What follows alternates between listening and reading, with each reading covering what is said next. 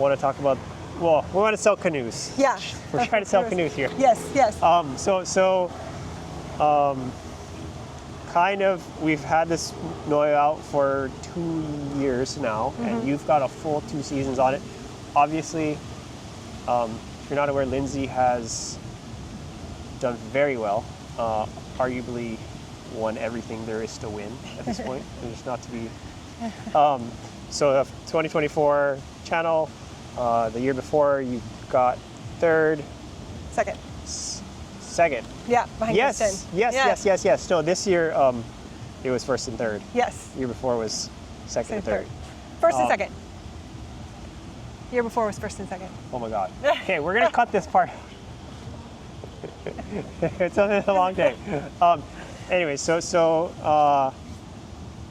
and then you've won everything else there is, Gorge, and then every local race imaginable. Nepali yesterday. Yep. Oh yeah, that was the bucket list. Yeah, completes the bucket list. So have I won? Oh yeah, M to M. I've got an M to M. I guess we don't have too much content or like knowledge about the boat other than like our website. So I want to sort of dig into the boat itself, what you've learned in the last 2 years paddling it, and kind of go over, flat water, sort of middle average Hawaii Kai run, and then huge water and what your thoughts are. So I guess I guess we started out with Tristan. Like, what do you feel like you've learned transitioning to this boat? What I've learned transitioning to this boat is that Noio, like, it really wants to go, and I feel like for me, when I switched from the Pueo to the Noio, I went from being like, there were some things that the Pueo, like, I would get frustrated that it couldn't do. And then when I switched to the Noio, all of a sudden I was like, oh, I'm the limiting factor. Like, I'm the problem. This boat could handle anything, anywhere, anytime. And it's being limited by my skill and my ability, my fitness. And so... Wait, you're like one of the fittest people on the planet. And that just goes it goes to show you that, like, sometimes I paddle the Noio, I'm like, I could be fitter. Oh no. Okay. And so, like, the ceiling, all that to say is, like, the ceiling is so high on it, right? Yeah. I feel like immediately, for me anyway, I got on the boat and I was like, it felt like home. Like, it was so maneuverable. It opened up the field of, like, in a big downwind, it opened up the field of what I was able to catch and use, because it's so maneuverable, and you can start on a wave in one direction and be like, oh no, I want to go over here, and it'll do it. You can, like, change direction on a wave, which I had never experienced before I got on that boat. And so it was just learning, for me, just learning that, hey, I've got this whole amount of potential that I never had before. And it's been really fun to be able to, like, explore the limits of that. And so far I haven't found a limit, so... I think this year's channel would have exposed any weaknesses. Right. And that boat just, like, held steady. It was huge conditions, never been in anything bigger in my life, and it was so solid. I don't think I've been in conditions that big, to be honest. Yeah. I, like, sad when you're sitting on the boat and you're like, that's so fun. I guess getting into, like, you kind of mentioned, like, you felt on the Pueo you're limited and sort of, like, what do you feel like the difference is for someone who's been used to the Pueo 2 or the X? What are the differences that you feel as a paddler? I feel like it, just like I was saying, you can actually change directions once you're not. Sometimes with the Pueo, I felt like if you decided you were going to go that way and you got on the bump, you were going that way until that ride was over, or you connected to something else. And the Noio, like I said, it picks up, and then I can be going that way, and then I'll see something over there that I'm like, oh, that looks better, and I can change direction on the bump. And that maneuverability is just opens doors, and then just a little bit where I had to play a little bit where it wanted to sit on the wave. Where is definitely one of the different things I feel like with positioning of the boat and then just the hull shape itself. Yeah. People have described it to me as like riding a little bit higher. Yeah. And sort of like almost like not dropping as early, I think, and kind of sitting back. Being a little more patient. Picking your path a little more. That's what I tell people when they ask me and when they've transitioned to a Noio and they say, what's the biggest recommendation I could give them? And I said you have to be a little more patient. But once you are patient, it's actually easier. Are we recording? Yeah, no, okay. I think the microphone's getting it like it's a little bit low, but I think we're good. Okay. Once you've got it, it's actually easier to get it. But you just have to it's like a slight second. It's like a patient. difference in timing almost. And do you feel like after spending 2 years on, have you like dialed in the timing of it all? I think so. Well, I think I never want to say that I'm done and totally dialed in because I think there's always room for improvement no matter who you are, how good you are. You can always get better. And so, but I do feel like I'm in a good spot where I connected with the boat and I understand its nuances and everything. Yeah. And it took probably a good year to get there. Yeah. I guess just because I'm just like thinking of like what do people tell me, and definitely some of the early feedback when people first switch is that the AMA, or like they feel tippier. Oh, that's so interesting.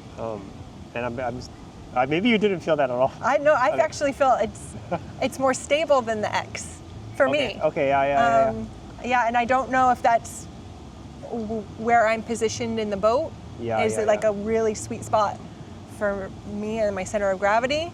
But I have heard that as well, that people found it tippier, and didn't bother you. It didn't bother me. I almost rig it almost exactly like I rigged my X, and I feel it's more stable. Okay. From the design, like the AMA's almost like V'd so that it's efficient in flat water, but then it's like super wide up top. And I think my theory on like people saying it's tippier is that the response curve is a little bit different. So like, oh, interesting. It kicks faster. When a wave comes at you from the left, it kicks faster than the older AMA, whereas the older AMA would lift sort of in a linear fashion, whereas this one kicks. The deeper you go, the more lift there is, kind of, because it's wider. Anyways. Oh, interesting. Yeah. And like the maneuverability somewhat caught us, not by total surprise, like it was designed in, but also I think it's a little bit looser than we even anticipated. Because like the struggle of making a boat is like we go longer waterline, there's over and over and over until it's too much, and then you have to go backwards, and there's these odd sort of flat sections. And I think that we made the waterline longer, but that keeps, if anything, adds a little bit of that maneuverability back in there.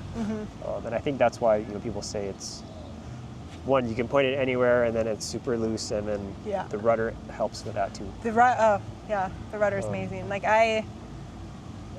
people ask me, in those clinics, what do you do when you spin out? And I'm like, I've never spun out on this boat, to be perfectly honest. People think the rudder's a gimmick, but I guess no, I don't think it is at all.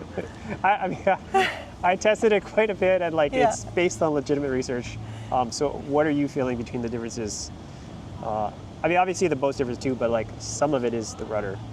And I guess you kind of said it, but is there anything you would add to that as far as,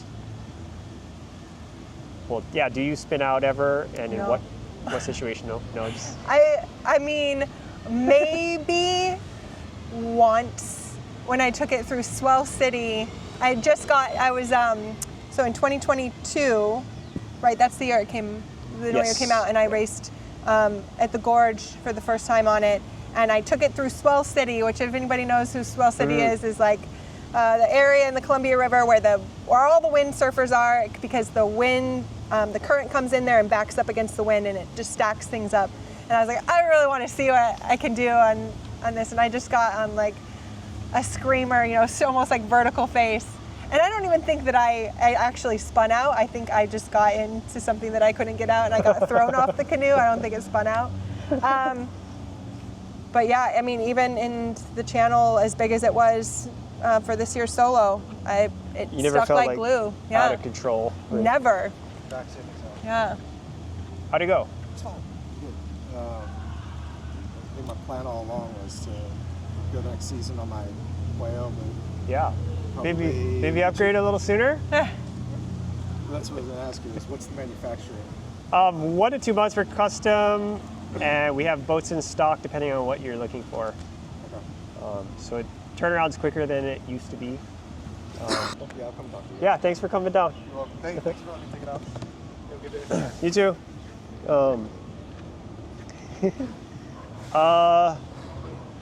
Yeah, but the rudder to me is Rudder solid. so solid. Yeah. Really enjoy it. I guess let's touch on, I mean, we kind of touched on big water.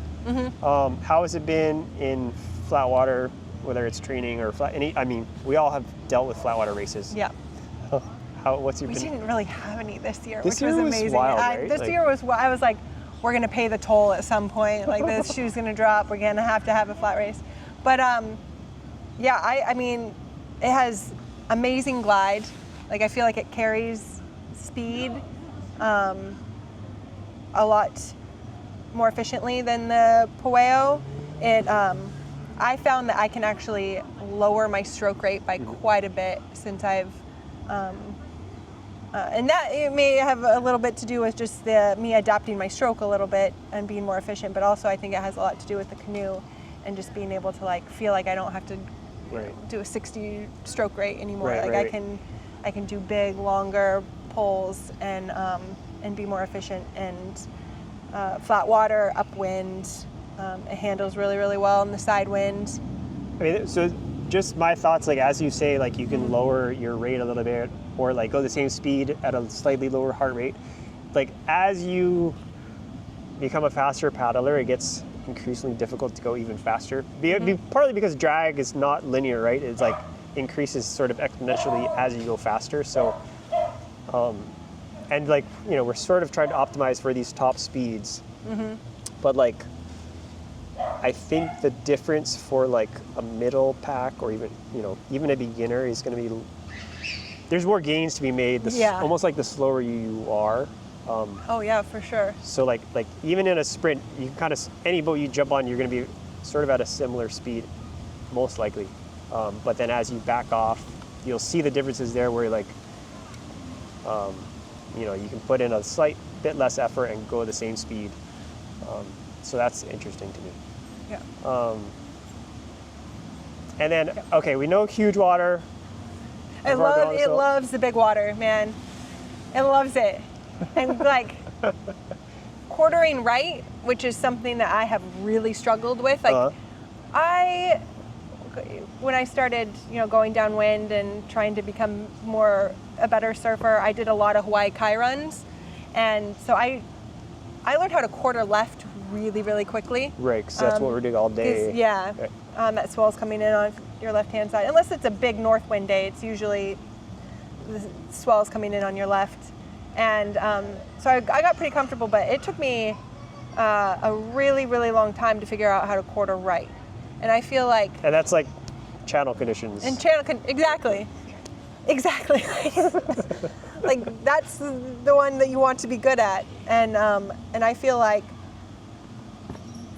this boat just loves to quarter right. And so it went from being something that I found as a weakness, and now I feel as a strength. Now I'm like, I look forward to quartering right, where I used to dread it. And that's, you know, that's been all the difference in the world. And this boat makes it so comfortable, quarter right. It just likes to like find that right trough and carve out. Right. Yeah.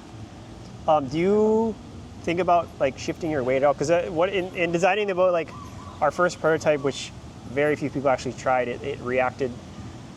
Like we made a boat that was super stable in pitch, and then this boat is almost the opposite of that. It's in pitch, your weight can affect how the boat sits very easily.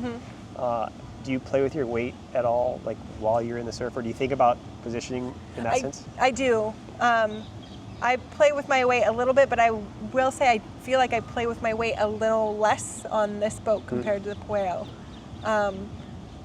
And I mean, I think your body type, I think you're like actually very well positioned. Yeah. As far as like the design, you know, the kind of the perfect spot as far as height and weight goes. I hardly ever on Noio, hardly ever, biggest conditions you can find, I hardly ever have to like punch back and sit back. Also I think because it likes to find those angles, and that helps with not having to sit back, because if you're at an angle and not going straight down the face, then you're not having to sit back.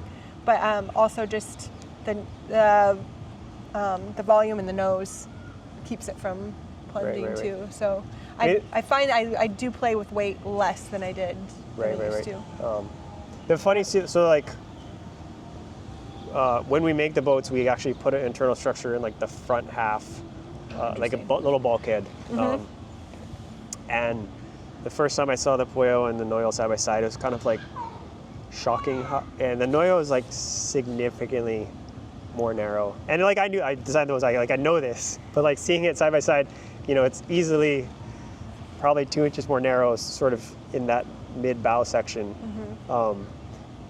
But for the most part, like stuffing hasn't been a problem because of the way you're positioned with your weight.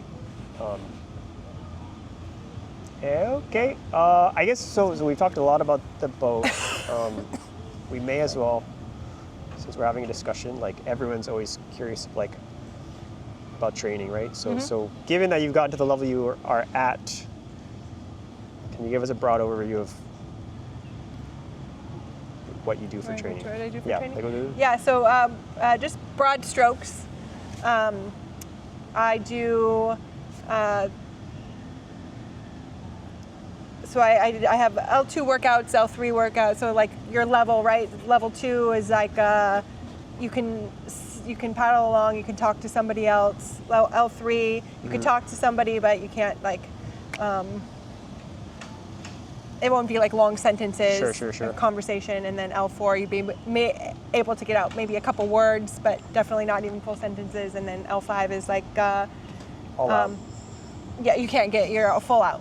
So I only explain that because then, you know, you can go off heart rate, but if you don't want to train off heart rate, then that's a good way to gauge how perceived effort. Right. The whole like breathing through your nose, that type of thing.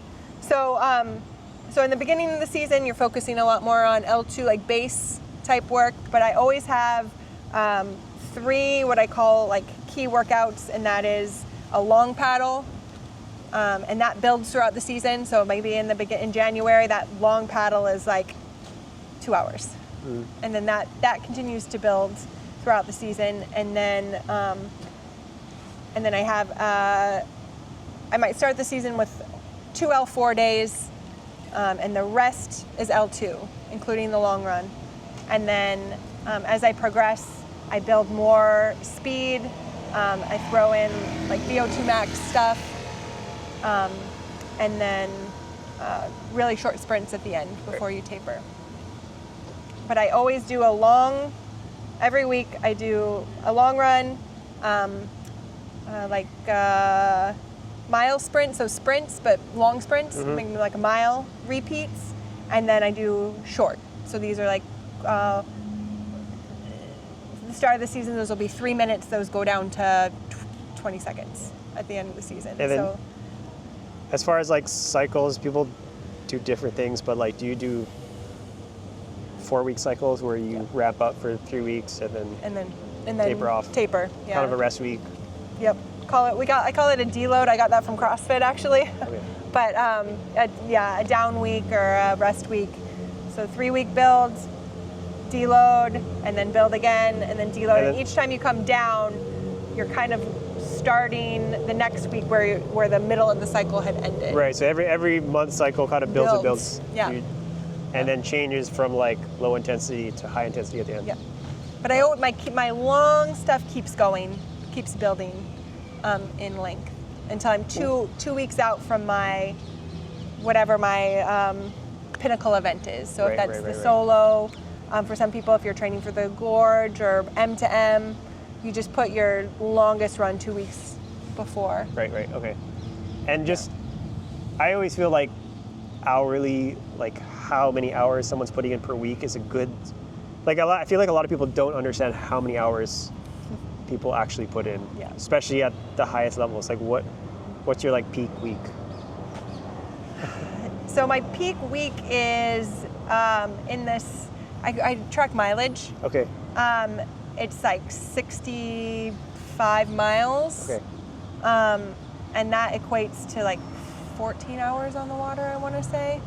So it's like a 4-hour long run and then hour and a half 5 days a week.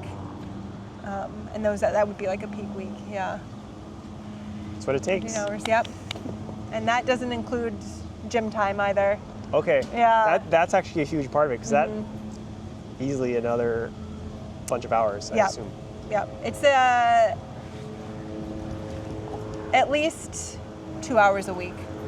I do 3 sessions in the gym between that are about 45 minutes each. Yeah, I prefer to be on the water. I think that is the most important. Right. But as a woman, we're a little bit, and it's a upper body sport. Right. We are at a little bit of a detriment because our muscle mass available for recruitment as a woman is less in the upper body compared to a man. So it is really important for us to be as strong as possible. Right. And recruit all the muscles we can. So so strength is important, especially for women. But being on the water is the most important. Right. So you don't sacrifice water time for gym time, but in addition, it's going to benefit you. Yeah. And you can do I've read marathon training programs that only have people running 3 days a week, right? Because of the impact. And then they do everything else cross training, and people can be really successful that way. Are you going to win? No. Right. But if you only have 3 days a week, just do your 3 main workouts. Do your long run, your long sprints, and your short sprints. And then you can cross-train the other stuff just for fitness. So if it's for someone living in a northern climate, if you can't get on the water every day because it's just too cold or whatever, get those first 3 workouts in and then fill the other stuff, bike or run or whatever. Mostly I'm curious, have you worked with coaches or do you read literature from other sports and you're like, oh, this is relevant, and pull that into your... Yeah. What are the secrets here? I'm a bit of a training nerd. I love it. I love programming. It's one of my favorite things to do. And so I've taken a lot from I used to run marathons, so I take a lot from marathons, and then I explosive power. So I used to be a downhill ski racer, which was a lot of explosive power, and so I feel like all of those things I've just learned from everything that I've done, how to train. So literature, yes, but I rely a lot on my experience. Right. And then I also I've been incredibly fortunate that I've had really good 6-man coaches as well. So Sean Monahan, when I was at Waikiki Beach Boys, like I was saying, he just had us do those 3 core workouts on 1-mans, and then of course we did a lot in a 6-man. And then now I'm coached by Pat Dolan, and so I kind of have taken everything that I've learned from them in terms of programming, and I can build stuff that works for me. I don't know if it worked for everybody, but how do you document all your workouts in some I have logs, and like spreadsheets? Yeah. And then do you adjust season by season, looking at Yeah. So I'll go back because I keep them. They're all in the same spreadsheet, and I have 2020, 2021 in these sheets, and I'll be like, what didn't I like? What did I like about 2021, but I didn't like about 2022? And I can go back and kind of see how I built them, and I kind of try and make notes, like felt really crappy this week or whatever. And I mean, just because it's like interesting, I feel like Yeah. I've only like really done the whole like progressive overload thing like once, and like during that like peak week, I felt like kind of this like superhuman, like my sleep patterns changed in a way. Do you like physically feel yourself peaking for a race? yes. You know how I can tell? I remember one year I was training for the solo, and I was like, I think my canoe is taking on water. Like, I think it's getting heavier.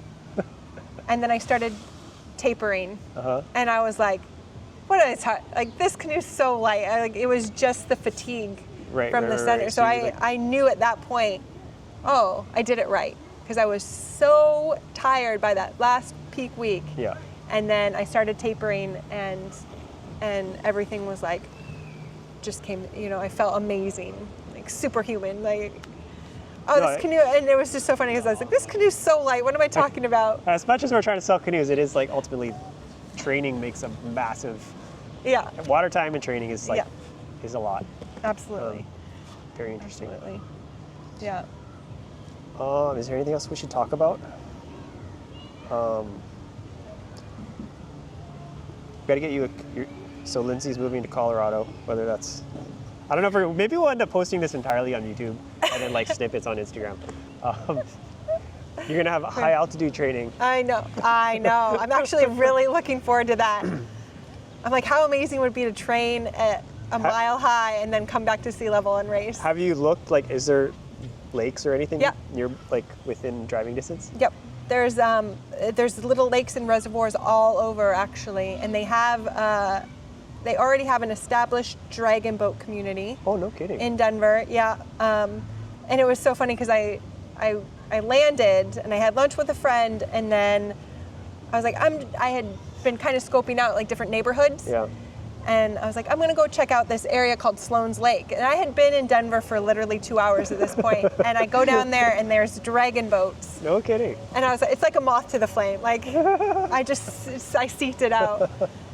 And I wasn't even looking for it. I was just looking around that area and then randomly on my Facebook or on my Instagram, a guy messaged me. He's like, oh, you're here. You don't know me, but if you want to get on the water, let me know. We have like a budding OC community. He's trying to start a canoe club in wow. Denver.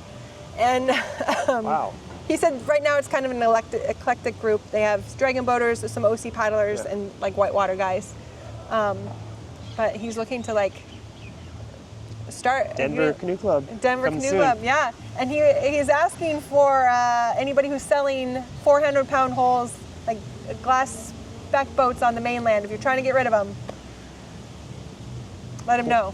His name's Neil. Yeah. Amazing. Okay. This is fun. Yeah. Thank you for having me. This is Yeah. fun. No, it's. I love to nerd out about this stuff. It's always a pleasure.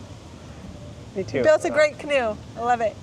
Thank you. And no, like you've kind of definitely proven what's possible in the past 2 years, and we're incredibly thankful for athletes that want to support us doing what we do. So, Absolutely. All It's right. been a pleasure. All right. Thank you. Thanks, Keizo. Kind of fun. Yeah, that was super fun.